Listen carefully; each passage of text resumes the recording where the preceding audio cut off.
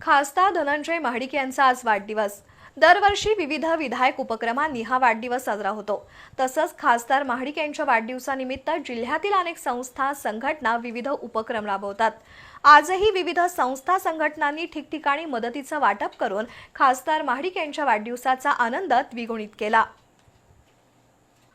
खासदार धनंजय महाडिक यांच्या वाढदिवसानिमित्त कोल्हापुरातील सतीश पाटील हे दरवर्षी विविध उपक्रम राबवतात।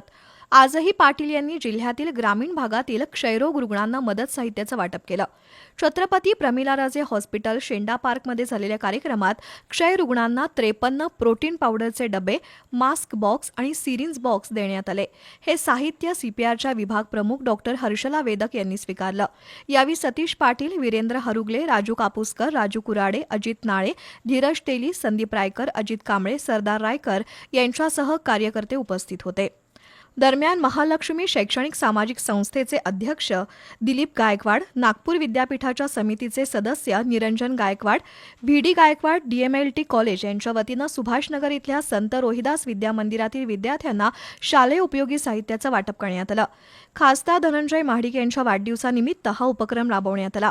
यावेळी बंटी रोटे, शिवाजी शिंदे, उत्तम बामणे, महेश सातपुते, नितीन निकम, ऋषिकेश बामणे, पद्मराज खोडके, विद्यालयाच्या मुख्याध्यापिका खाडे मॅडम, संस्थेचे अध्यक्ष दीपक शेटे यांच्यासह कार्यकर्ते उपस्थित होते।